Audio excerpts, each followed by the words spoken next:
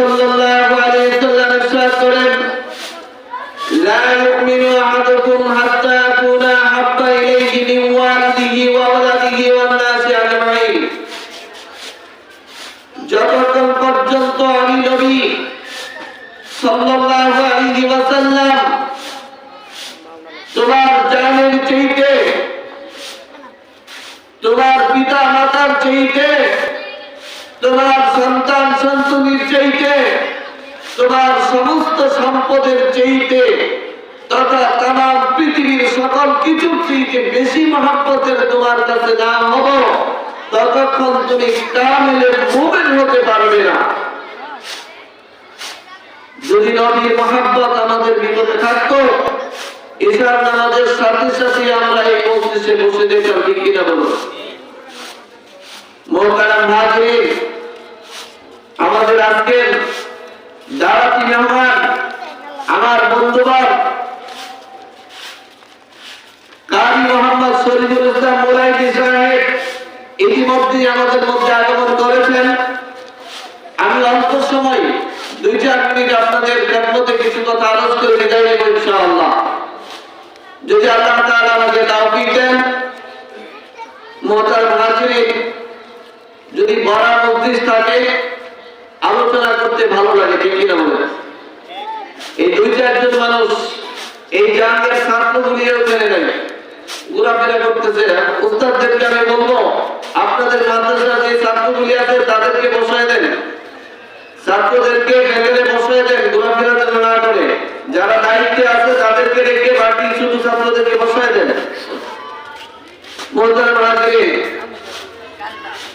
আমরা এই মজলিসটা আগামীকালকে পাবো না, আজকে যেহেতু আমরা পেয়েছি, এটাকে আমাদের গনিমত মনে করে এই মজলিসের কদর করা উচিত, ঠিক কিনা বলেন? এই জন্য আমাদেরকে আল্লাহ তাআলা বানাইছেন কি হিসাবে? এই জমিনে আমাদেরকে আল্লাহ কি দিয়ে কি কিসের জন্য বানাইছেন বলেন? আল্লাহর গোলাম, এটাও পারেন না। আব্দুল্লাহ আল্লাহর গোলামের জন্য পাঠাইছেন, আল্লাহর গোলামি করার জন্য পাঠাইছেন। এখন আপনি আল্লাহর গোলামি ছেড়ে দুনিয়ার লোভ লালসায় পড়ে দুনিয়াকে আঁকড়ে ধরছেন। যখন আপনার মৃত্যু চলে আসবে, মালাকুল মউত আসবেই চলে আসবে, আপনার রূহকে কবজ করে নিয়ে যাবে, এরপরে দুনিয়া আপনার কোনো কাজে আসবে না, ঠিক কিনা বলেন? আপনার জীবদ্দশায় আপনার অনেক জাহাজ খ্যাতি নাম সুনাম আছে, মৃত্যুর পরে সেগুলি থাকবে না। এই জন্য সময় থাকতে আমি বলতেছি যে আল্লাহ তাআলা কোরআনুল কারীমে ইরশাদ করেন, মা খালাকতুল জিন্না ওয়াল ইনসা ইল্লা লিয়াবুদুন। আমি শুধু 2টা জাতিকে সৃষ্টি করেছি শুধুমাত্র আমার ইবাদতের জন্য। একটা জাতি হলো ইনসান, মানুষ, আরেকটা জাতি হলো জিন, যাদেরকে আমরা দেখি না, যাদেরকে আমরা দেখি না। জিনেরা আগুনের তৈরি, ফেরেশতারা নূরের তৈরি, আর আমরা আদম, আমরা মাটির। আদম আমাদের আদি পিতা মাটির তৈরি। প্রক্রিয়া হিসেবে আমরা আসল যেহেতু মাটির, সেই হিসেবে বলতে পারি। কাজে মুহতারাম হাজির, আমাদের দাওয়াতি মেহমানরা যেহেতু আসছেন, আমাদের এলাকার সবসময় আমরা মসজিদে কথা বলি। আমি কলেজের বাজার জামে মসজিদের ইমামতি, ওইখানে প্রতি জুমায় আলোচনা করি। তো এটা আমার বাড়ির মাদ্রাসা, আমার এলাকার মাদ্রাসা, সেই হিসাবে আমার এখানে থাকা লাগে। কিন্তু আজকে আপনাদের সম্মুখে হাজির হয়েছি। মুহতারাম হাজির, সামনে আমাদের রমজান মাস আসতেছে, রমজান মাস আসতেছে আমাদের সামনে। আল্লাহর হাবিব সাল্লাল্লাহু আলাইহি ওয়াসাল্লাম কিছুদিন আগেই নিসফে শাবান চলে গেছে, নিসফে শাবান চলে গেছে, শবে বরাত চলে গেছে, রমজান আগত। এই রমজানের ফজিলত সম্পর্কে পরবর্তী দাওয়াতি মেহমান যারা আলোচনা করবেন, আমি আপনাদের সামনে একটা হাদিস পেশ করেছিলাম, খায়রুকুম মান তাআল্লামাল কুরআনা ওয়া আল্লামা। আল্লাহর নবী সাল্লাল্লাহু আলাইহি ওয়াসাল্লাম বলেছেন, তোমাদের মধ্যে সর্বোত্তম ওই ব্যক্তি যে নিজে কুরআনকে শিখলো এবং অন্যকে শিখাইলো। এই ব্যক্তির চেয়ে শ্রেষ্ঠ ব্যক্তি আর কেউ হতে পারে না। কারণ কাজেই আমরা এমন এক মজলিসে আছি যে মজলিসে উস্তাদ আছে, ছাত্র আছে। আল্লাহ হাবিব সাল্লাল্লাহু আলাইহি ওয়াসাল্লাম বলেন, কোন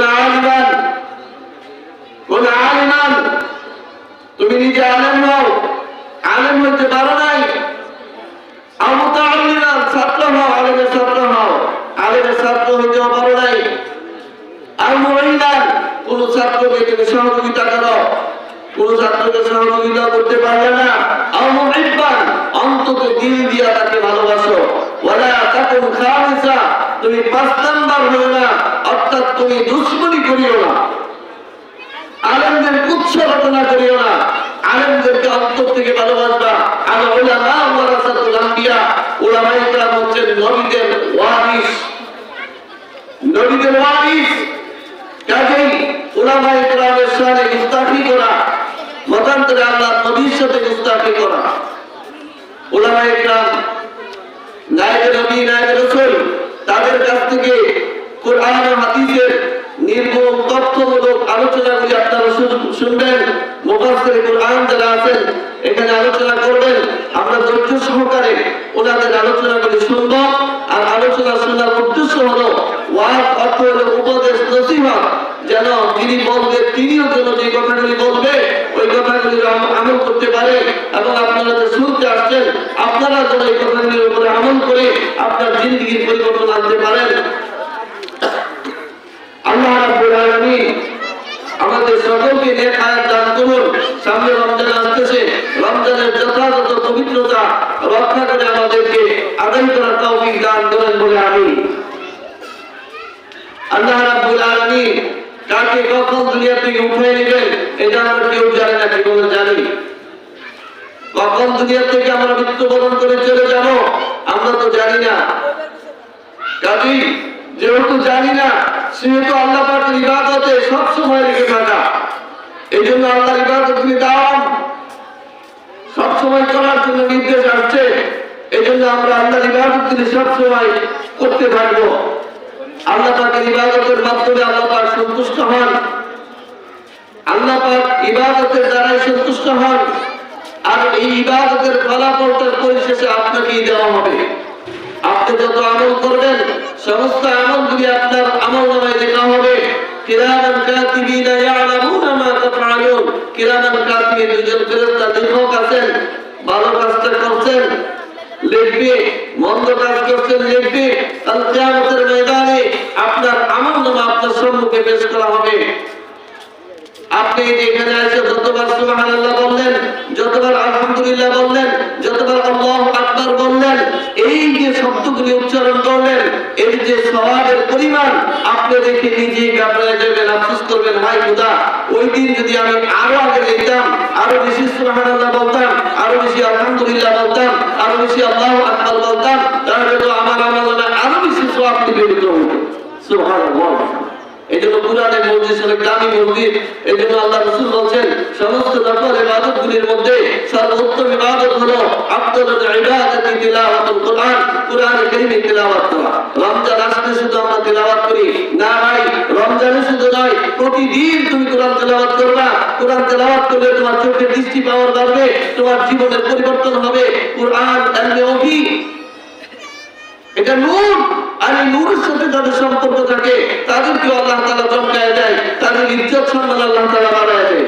তোমরা যতই চেষ্টা করো উলামায়ে কেরামের ইজ্জতকে বলুণ্ঠিত করার জন্য, উলামায়ে কেরামের ইজ্জতকে ক্ষুণ্ণ করার জন্য, পশ্চিম গানেও তোমরা উলামায়ে কেরামের ইজ্জতকে ক্ষুণ্ণ করতে পারবে না। উলামায়ে কেরামের ইজ্জতকে বাড়ায় দিবেন কে? আল্লাহ সুবহানাহু ওয়া তাআলা। মহান আল্লাহ সুবহানাহু ওয়া তাআলা আমার এই সংক্ষিপ্ত কথাগুলিকে আল্লাহ তাআলা যেন কবুল করেন, আমাকে এবং আপনাদের সকলকে যেন সালিহিনদের অন্তর্ভুক্ত করেন, মুত্তাকিদের অন্তর্ভুক্ত করেন, এবং আল্লাহ তাআলা মুমিনদের অন্তর্ভুক্ত করে যেন আমাদের মৃত্যু দান করেন। রমজান মাসে যেন আমাদের মৃত্যু হয়, জুমার দিনে যেন মৃত্যু হয়, ঈমান অবস্থায় যেন মৃত্যু হয়, আমল অবস্থায় যেন মৃত্যু হয়, এই তৌফিক আল্লাহ আমাদেরকে দান করুন। আমরা সকলে বলি আমিন। এই বলে আমার সংক্ষিপ্ত কথা এখানে শেষ করেছি। ওয়া আখিরু দাওয়ানা আলহামদুলিল্লাহি রাব্বিল আলামিন।